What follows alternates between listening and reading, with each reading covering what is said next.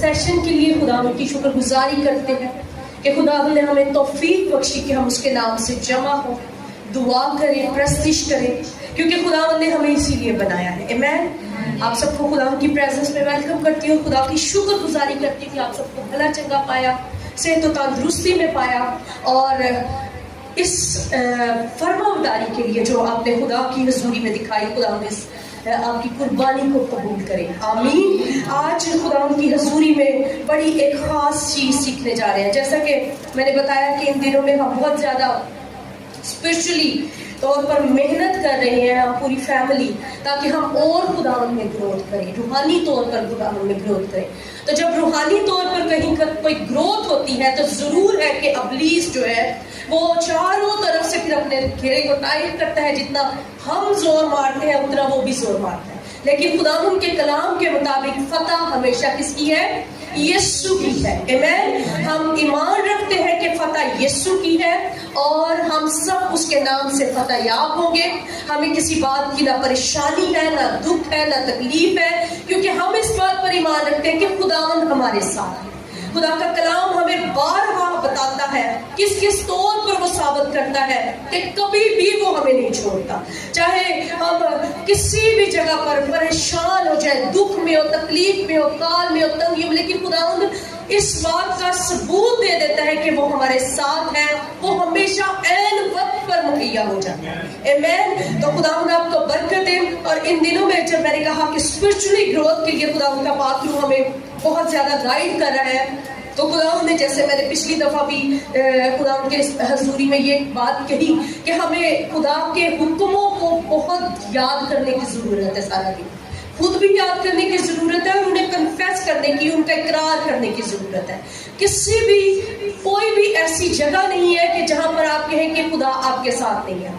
अगर आप भूखे प्यासे हैं तो वो कहता है शेर का बच्चा तो हाजतमंद और मोहताज हो सकता है, लेकिन मेरे तालिब कभी किसी चीज के मोहताज नहीं होंगे। आमीन। तो ये वादे हमें खुदा की हजूरी में याद रखने हैं। वो कहता है जहां 2 या 3 उसके नाम से जमा हो, मैं उनके दरमियान मौजूद हूँ। तो हमारे लिए 2 से 3 जो है वो काफी है खुदा की मौजूदगी के लिए, और हमें इस चीज के लिए बहुत परेशान होने की जरूरत नहीं कि हमें भीड़ बहुत बड़ी चाहिए, और जिसमें तब ही मसा आएगा। मसा आपके अंदर है, मसा मसीह के वसीला से आता है, और मसा एक बंदे में भी रहकर काम करता है। हमने पूरी बाइबल में देखा है कि जितने नबी रसूल आए, एक एक ही शख्स था जो मसा से भरता होता था, कौमों को बचा लेता था। आमीन। हमने मूसा को देखा, हमने नूह को देखा, हमने यिर्मयाह को, यसाया को, हमने मलाकी को, इसके बाद हमने यीशु मसीह के शागिर्दों को, पौलुस रसूल, इन सब को देखा। एक एक शख्स खड़ा हुआ और किस तरह से उन्होंने कौमों को बचा लिया। आमीन। तो हमें ये पता होना चाहिए कि हमें किसी और को नहीं देखना, वो एक शख्स हम खुद भी हो सकते हैं। आमीन। हम खुद एक वो शख्स है जिनको खुदा इस्तेमाल करना चाहता है। अगर हम अपने इस बोझ को समझ लें, अगर हम अपनी इस रिस्पॉन्सिबिलिटी को समझ जाए, तो हम में से कोई भी ऐसा रहा हुआ नहीं होगा जो खुदा की बादशाही में दाखिल ना हो, क्योंकि खुदा ने अपनी बादशाही का वादा खादमों के साथ नहीं किया, पास्टर्स के साथ, रसूलों के साथ, नबियों के साथ, उस्तादों या मुबश्शिरों के साथ नहीं किया, बल्कि उसने कहा कि जो कोई मुझ पर ईमान लाए हलाक न होगा बल्कि हमेशा की जिंदगी पाएगा। तो खुदा के घर का जो बोझ है, खुदा के घर की जो इबादत है, या खुदा के साथ जो चलना है, वो सिर्फ एक फर्द की जिम्मेदारी नहीं है, बल्कि जो कोई भी खुदा पर ईमान रखता है उसे खुदा की फिक्र करनी है, क्योंकि खुदा आपकी फिक्र करता है। हम कितनी फिक्रें करते हैं दुनियावी तौर पर, अपने घराने की, बच्चों की जरूरतों की, हर एक काम की, कि हमारा काम किसी तरह हो जाए, लेकिन क्या हमने कभी खुदावंद को खुश करने की फिक्र की, जो सब कुछ देता है, जो सब कुछ देने पर कादिर है। कलाम ये फरमाता है कि हर इंसान जो इस दुनिया में आया है उसका सिर्फ एक ही मकसद रहा है, और ये है कि वो जिस्म की ख्वाहिशों को पूरा करता है, कभी भी बहुत कम। इसीलिए खुदा के कलाम में जब मुकाशफा लिखवाया गया यूहन्ना अरब से, तो एडवांस में लिमिटेड अमाउंट लोगों की बता दी गई कि जो चुने गए हैं उनमें इतने हैं, 1,44,000, और जो बाकी बरगजीदा है। यानी लिमिटेड है, क्योंकि बहुत कम लोग हैं जो रूह और सच्चाई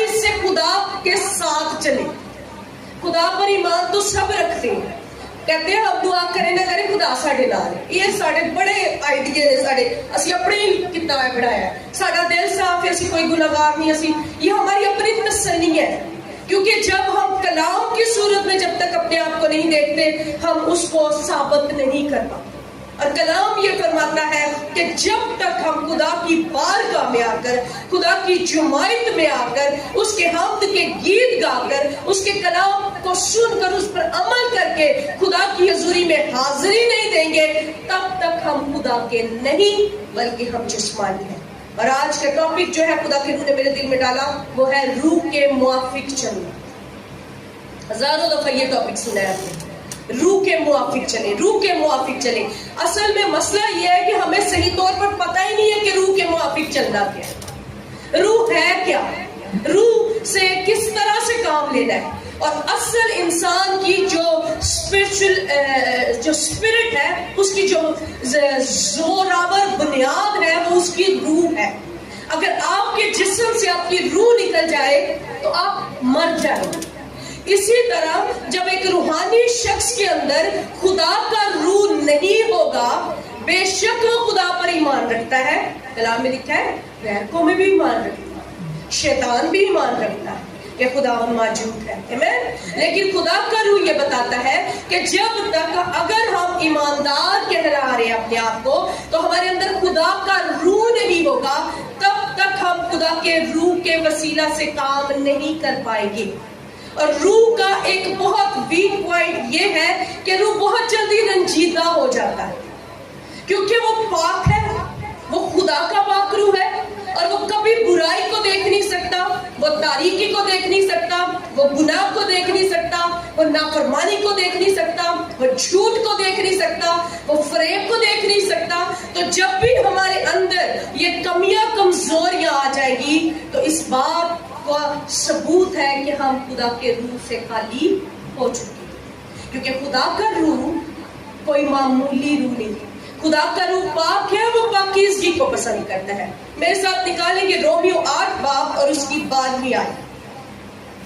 یہاں پر لکھے بس آئے بھائیو ہم قرضدار تو ہیں مگر جسم کے نہیں, کہ جسم کے مطابق زندگی گزاریں. آمین. اور اگر ہمیں ہماری زندگی کے حالات دیکھے جائیں تو جس طرح سے ہم صبح سے لے کر شام تک مشقتیں کرتے ہیں, ہمیں لگتا ہے کہ ہمارا پتہ نہیں اپنے جسم کا کتنا قرضہ ہم پہ چڑھا ہوا ہے اور ہم نے اس کو اتارنا ہے. روز کی روٹی مہیا کرنی ہے, بچوں کی ضرورتیں پوری کرنی ہے, یہ سارے ہم کام کیسے کرتے ہیں؟ اگر کسی مرد کو جو گھر کا سربراہ ہے اگر ان سے پوچھا جائے, عورتیں تو تھوڑا سا کام کر کے سارا دن تھکی ہوتی ہیں ان کے آنے سے پہلے, لیکن اگر ان سے پوچھا جائے, ان کو بہت کم لوگ پوچھتے ہیں کہ کس طرح سے آپ رسپانسبلٹیز کو چلاتے ہو, تو ان کے لیے وہ اس کو بوجھ لے کر اپنی زندگی میں کہ میرے بچے ہیں, میری بیوی ہے, میری ذمہ داری ہے, میں نے ان کو سنبھالنا ہے, ان کو کسی کے آگے ہاتھ نہ پھیلانا پڑے. تو وہ کس طرح سے, وہ اس طرح سے وہ خدمت بھی, وہ کام جو رسپانسبلٹی ان کو دی ہوتی ہے خدا نے, وہ ایسے کر رہے ہوتے ہیں کہ بس میں نے اسی مقصد کے لیے پیدا ہوا ہوں, شادی ہوگی اس کے بعد دنوں رات گھوڑوں کی طرح کام کرنا ہے, اور پھر باقی جتنی زندگی ہے جب تک کام کرنا ہے, اور اس کے بعد شاید نصیب ہو کے بیٹھ کر کھائے. ادروائز ہماری زندگی میں صرف ایک ہی مقصد ہے کہ ہم نے اس بوجھ کو, اس قرض کو اتارنا ہے جو ہمارے اوپر چڑھ گیا. اور خدا کا کلام یہ ہمیں بتاتا ہے کہ ہم جسمانی نہیں ہیں. یہ ایک بہت بڑی گڈ نیوز آپ کو دینے جا رہی ہوں. اگر ہم بہت بوجھ لے کر ان چیزوں کو کر رہے ہیں اور یہ بوجھ ہمیں تھکاتا ہے, یہ بوجھ ہمیں خدا کی حضوری سے لے کر جاتا ہے, یہ بوجھ ہمیں بڑبڑانے پر مجبور کرتا ہے, کئی دفعہ یہ بوجھ ہمیں بیمار کر دیتا ہے, ڈپریس کر دیتا ہے, بیماریاں لگا دیتا ہے, تو میں آج آپ کو یہ گڈ نیوز دینا چاہتی ہوں کہ خدا نے آپ کو کسی ایسے بوجھ میں نہیں ڈالا. وہ کہتا ہے بس آئے بھائیو ہم قرضدار تو ہیں مگر جسم کے نہیں ہیں, کہ جسم کے مطابق زندگی گزاریں. کیونکہ اگر تم جسم کے مطابق زندگی گزارو گے تو ضرور مرو گے. آمین. جب اپنے آپ کو گھوڑوں کی طرح لگائے رکھو گے, گدھوں کی طرح لگائے رکھو گے تو ضرور مرو گے. اور میں نے شروع میں کہا کہ جب جسم سے روح نکل جاتی ہے تو انسان مر جاتا ہے. اور کلام یہ جس بات کے بارے میں بتا رہے ہیں, یہ جسمانی طور پر مرنا نہیں, یہ روحانی اور جسمانی دونوں طور پہ مرنا ہے. جب خدا کا روح آپ کے اندر نہیں ہوگا تو آپ کو فکریں ہوں گی، آپ بیمار ہوں گے، آپ ڈپریس ہوں گے. خدا کا روح نہیں ہوگا تو آپ کے اندر عقل نہیں ہوگی، آپ بنا وجہ کے جگہ جگہ اپنے پیر اڑا کے بیٹھتے. خدا کا روح نہیں ہوگا تو آپ کو سمجھ نہیں آئے گی، جدھر سے بھی کام پڑ رہا ہے آپ کریں گے. لیکن خدا کے روح کی خاصیت یہ ہے کہ وہ حکمت دانش مندی دیتا ہے، وہ چلنا سکھاتا ہے. کلام میں لکھا ہے روح کے موافق چلو تو جسم کی خواہش کو ہرگز پورا نہ کرو. اور یہاں پر وہ کہتا ہے اگر تو کرو گے، جسم کے مطابق زندگی گزارو گے تو ضرور مرو گے. کیا فائدہ ہوگا؟ کہتے ہیں انسان نے زندگی میں سب کچھ حاصل کر دیا اور اپنی روح اور جان کا ہی نقصان کر دیا تو کیا فائدہ؟ ساری عمر، جیسے میں نے کہا کہ ایک روٹین ایک مرد کی کہ اس نے کمانا ہے، ساری عمر کماتے رہنا ہے، اور اینڈ میں کئی دفعہ وہ بچے انہی ماں باپ کو گھر سے نکال دیتے ہیں، انہی کو عزت نہیں دیتے، انہی کا خیال نہیں کرتے، تو کیا فائدہ حاصل ہوتا ہے؟ ساری عمر ان کی وجہ سے خدا کو بھی ٹائم نہیں دیا. زبور کہتے ہیں جنہ علی تو پاپ کمایا نال کسے نہ جانا ہے. تو عزیزو سب سے پہلے ہمیں اپنی لائف میں پرائورٹی اپنے آپ کو دینی، اپنے آپ کو پیار کرنا شروع کرنا ہے، اپنی ذات کے بارے میں بھی سوچنا ہے. بری بات نہیں ہے کہ مرد کام کرتے، خدا نے انہیں رسپانسیبل بنایا ہے، لیکن خدا نے آپ کو اتنی عقل بھی دی ہے کہ جو کلام میں خدا یسوع نے کہا جو کیفا کیا ہے اسے دو، جو خداوند کا ہے وہ اسے دو. جب آپ برابری رکھیں گے ہر ایک کام میں، بیلنس رکھیں گے، تو خداوند آپ کو کبھی بھی کسی جگہ پر پریشان نہیں ہوگا. کیونکہ اگر ہم اس چیز کو لے کر چل رہے ہیں، جب ہم اپنے آپ کو خدا سے بھی دور لے جاتے ہیں، عبادت سے بھی دور لے جاتے ہیں، خدا کی حضوری سے بھی دور لے جاتے ہیں، اور دن رات ایک ہی کام کرتے جاتے ہیں، تو کیا ہوتا ہے؟ ہم خدا کو خوش نہیں کر رہے ہوتے، پھر ہمارے کسی چیز میں برکت نہیں آتی. کلام میں لکھا تو تھوڑے میں دیانتدار رہ تو میں تجھے ہر ایک چیز کا مختار بناؤں گا.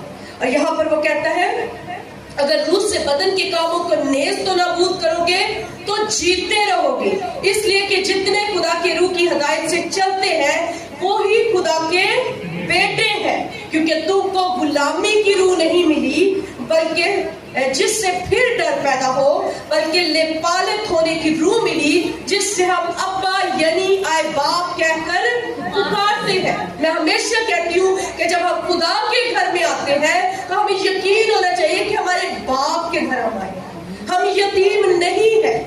کسی بھی بات کی فکر کر کے نہ ہم اپنے ایک دن کو گھٹا سکتے ہیں نہ بڑھا سکتے ہیں. تو اچھا کیا ہے کہ ہم اپنے خدا کی آواز کو سنیں. آج انسان جسم کی خواہش کو پورا کرنے کے لیے زندگی کی تباہی اتار ہے. اگر آج ہم دیکھیں موبائل کا دور ہے تو موبائل اب ایزی، جس کو کہتے ہیں ہر چیز کا ایزی ایکسس بن گیا. آج ہم اگر گھر میں 4 افراد ہیں، چاروں کے پاس موبائل، اور ہمیں پتہ نہیں ہے جو فیس بک، انسٹاگرام، ٹک ٹاک یہ کدھر سے کدھر ہمیں کس کس دنیا میں لے جاتا ہے.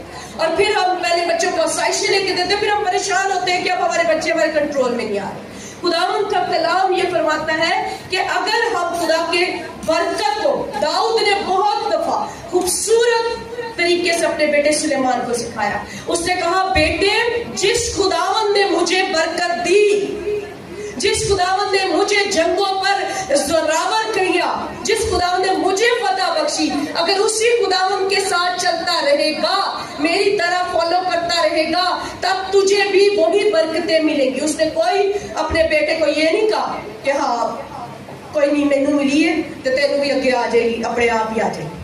اس نے کہا بیٹے تجھے پہلے میرے خدا پر ایمان، لاسٹ ویک ہم نے پڑھا تھا، اس نے کہا جس خدا کو میں مانتا ہوں اسی خدا کو اگر مانے گا، اس کے حکموں پر چلے گا، پھر تجھے بھی وہی برکت ملے گی جو مجھے ملی. تو ہم کیا کرتے ہیں؟ بچے سو رہے ہیں، بچے تھک گئے، بچے کہاں جائیں؟ ہم اپنے بچوں کو اگر خدا کے پاس نہیں لا رہے، میں ہمیشہ کہتی ہوں، تو ہم اپنی تو جو بھی ہم نے حاصل کرنا تھا کر لیا، لیکن ہم ان کی زندگی میں ہمیشہ کے لیے برائی کا بیج بو رہے ہیں. ہمیں پتا ہے دنیا بہت فاسٹ چل رہی ہے، لیکن خداوند کے کلام میں ہمیں خدا نے کہہ دیا کہ اس دنیا کے ہم شکل نہ بنو بلکہ عقل نئی ہو جانے سے. جیسے سسٹر دعا کری تھی خدا نیا آسمان، نئی زمین، نئی برکتیں. تو جب ہم مسیح میں آتے ہیں تو نیا آسمان، نئی برکتیں، نئی زمین تب ملے گی جب آپ خود سے نئے بننا چاہیں گے. جب آپ کو نیا سب کچھ مل گیا لیکن آپ کی نیچر پرانی ہی ہے تو آپ اس نئے میں بھی پرانی چیزیں ایڈ کر دیں. ہمیں خدا کا روح یہ فرماتا ہے کہ اگر خدا نے ہمیں اپنے لیے چنا ہے، اگر ہم نے یسوع مسیح پر ایمان لے آئے ہیں، تو ہم نے اب کیا کرنا ہے؟ ہم نے خدا کے روح کو اپنے اندر کام کرنے دینا ہے، بیجا فکر نہیں کرنی۔ اب آپ خود دیکھ لیں، جتنے ہم جھنجھٹ اٹھا لیتے ہیں وہی فکریں ہمیں سونے نہیں دیتی، وہی پریشانیاں ہمیں آگے بڑھنے نہیں دیتی، وہی ہمیں زندگی میں کئی سٹاپ لگا کے رکھ دیتی ہے۔ لیکن جتنا خدا نے کہا کہ 6 دن کام کر، 1 دن آرام کر، عبادت کر، اگر ہم اس کو فالو کرتے جاتے ہیں تو وہ ہماری ہر ایک چیز میں برکت آتا ہے۔ اور دوسری ایک چیز جو میں خاص طور پر ان دنوں کے مطابق، اخیر زمانے کے مطابق کرنا چاہوں گی، خدا ان کا کلام جو ہے بہت جلد اٹھایا جانے والا ہے، بہت جلد جگہ جگہ سختیاں شروع ہونے والی ہیں، ہر طرف جنگ کا عالم ہے، برے حالات ہے، خون سفید ہو چکا ہے، باپ بیٹے کے خلاف ہے، ماں بیٹی کے خلاف ہے، کلام کی ساری باتیں پوری ہو رہی ہیں۔ تو عزیزو، ہمیں اس وقت فوکس کیا کرنا ہے کہ یہ چیزیں، یہ دنیا، یہ ساری فانی چیزیں کوئی پتہ نہیں چلنا، ادھر ہی رہ جاتی ہے۔ ہمیں اپنے خدا کی طرف دھیان لگانا ہے کہ کیا وہ خدا ہم سے خوش ہے؟ ہمارے جسمانی کسی ایسے رویے سے، ہماری کسی بات سے، ہمارے کسی کام سے، ہمارے کسی ایکٹ سے ہم اپنے اوپر بادشاہ کے دروازوں کو بند تو نہیں کر رہے؟ یہاں پر رومیو 8 باب پر اس کی 10ویں آیت میں لکھا ہے، اور اگر مسیح تم میں ہے تو بدن تو گناہ کے سبب سے مردہ ہے۔ اگر مسیح آپ کے اندر ہوگا تو پھر آپ جسمانی خواہشوں سے لڑتے نظر نہیں آئیں گے، آپ جسمانی خواہشوں کے لیے تڑپتے نظر نہیں آئیں گے، آپ کے پاس جو کچھ بھی ہوگا آپ اس کے لیے شکر گزار ہوں گے۔ آج سب سے بڑا جو کام ابلیس کر رہا ہے انسانوں کے اندر، نہ شکری پیدا کر رہا ہے۔ انسان دنوں رات محنت کر رہا ہے، سب کچھ پا رہا ہے، کھانے کو بھی مل رہا ہے، ہر چیز استعمال کر رہا ہے، موبائل اتنے مہنگے مہنگے سب کے پاس ہے، لیکن پھر بھی نہ شکر ہلے ایوی نہیں ہے، ہجے ایوی نہیں، اسی تے غریب، اسی تے بڑے محتاج ہیں۔ آپ کو پتا ہوگا پرانے وقتوں میں لوگ بزرگ کہتے تھے 3 وقت کی روٹی ہی مل گئی تو وہ شکر گزاری، پیاز کے ساتھ روٹی کھا کے شکر گزاری کرتے تھے، عمریں بھی بڑھتی تھی، برکتیں بھی آتی تھی۔ لیکن آج کے دور میں جتنا انسان کو فراوانی سے مل رہا ہے وہ اتنا نہ شکر ہوتا جا رہا ہے، اور کے چکر میں ہے۔ کیوں؟ کیونکہ شیطان اس مقصد کے لیے لگا ہوا ہے کہ انسان کو خدا کی بادشاہی سے دور لے جائے، وہ آپ کو ٹریپ کرے گا، وہ آپ کو طرح طرح کی آزمائشوں میں ڈال دے گا، وہ آپ کی سوچوں کو سب سے پہلے ٹریپ کرے گا، اور جو سب سے بڑا کام ہتھیار وہ استعمال کرے حسد کی روح کو، اسپرچل جیلسی کو، کلیسیائی طور پر اسپرچل جیلسی آپ کے اندر پیدا ہو جائے گی۔ ہاں اینو کیا آتا ہے، مینو ہے آمدہ ہے، یہ ہے وہ، اس طرح کی یہ ہوگا تو وہ ہی ہوگا، خدا کے گھر سے جنگیں شروع ہوگی۔ کلام میں لکھا ہے، کلام یہ بتاتا ہے کہ ہمیں اخیر زمانہ میں اپنے بدنوں کو مردہ کرنا ہے، بہت ضروری ہے۔ اگر اسی کو خوش کرتے رہیں گے، اچھے کپڑے، اچھی گاڑی، اچھی سب کچھ فیسلٹیز، یہ وہ، تو آپ برباد ہو جائیں گے، مر جائیں گے۔ ہو سکتا ہے آپ اس چیز کے لائق نہ یا حاصل نہیں کر پا رہے تو کیا ہوگا؟ زیادہ سے زیادہ ڈپریشن میں جائیں گے، زیادہ سے زیادہ بیماریاں آئیں گی۔ تو کیا ضرورت ہے کہ جو کچھ خداوند نے آپ کو دیا ہے اس کے لیے شکر گزار ہو۔ ہم شاید اس لائق بھی نہیں ہے کہ ادھر کھڑے ہو کر سانس لیں، خداوند کی شکر گزاری کرے جس حال میں اس نے رکھا ہے، خداوند کے نام کے ساتھ مذاق یا جھوٹ نہ بنائے۔ کیا خدا کچھ نہیں دیکھ رہا؟ کیا خدا کچھ نہیں جانتا؟ پھر بھی وہ ہمیں برکت دیتا ہے، وہ ہمیں آخری وقت تک چانس دیتا ہے کہ ہم توبہ کریں۔ لیکن اگر ہم بار بار توبہ کر کے گردن کشی کریں گے تو پھر وہ ناگا، اور اب وقت آ گیا ہے کہ وہ گیہوں کو کڑوے دانوں سے اٹک رہا ہے۔ تو یہ نہ ہو، کلام میں لکھا ہے جو گناہگار ہے گناہ کرتے جائیں گے، جو ایماندار ہے وہ خدا کی نزدیکی میں بڑھتے جائیں گے۔ تو ہے چھوٹی سی جماعت ہے، لیکن کوشش کریں کہ ہمارا کہیں اس جماعت میں سے نام نہ مٹ جائے، کیونکہ کتاب حیات میں نام تو لکھ لیے جاتے ہیں جب بپتسمہ ہوتا ہے، لیکن جیسے جیسے ہم گناہ کرتے ہیں وہ کہتا ہے میں کتاب حیات سے تیرا نام ہمیشہ کے لیے مٹا دوں۔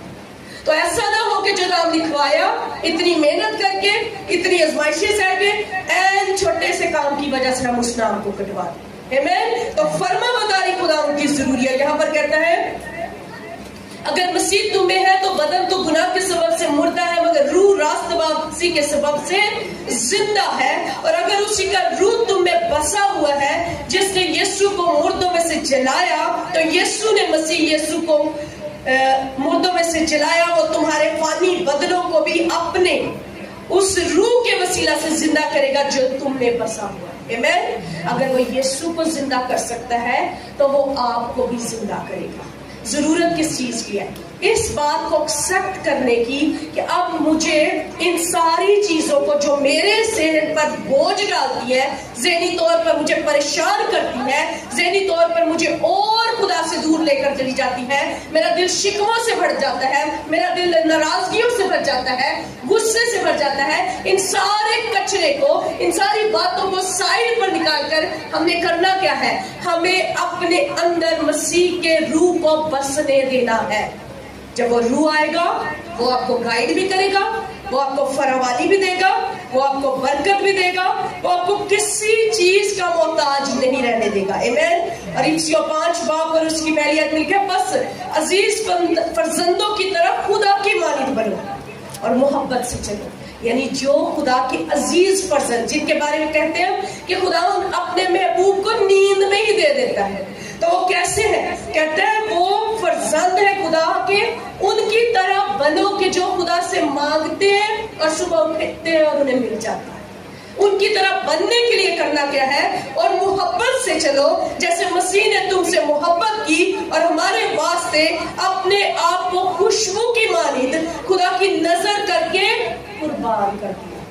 کسی منہ چڑھا کر اس نے نہیں ہمیں ہمارے لیے قربانی دی، اس نے بڑبڑا کر قربانی نہیں دی جیسے ہم موسٹلی کوئی بھی خدا ان کے گھر میں آتے ہیں یا کوئی کام کرتے ہیں خدا کے گھر کا یا کسی قسم کا، تو ہم بہت احسان کر رہے ہوتے ہیں.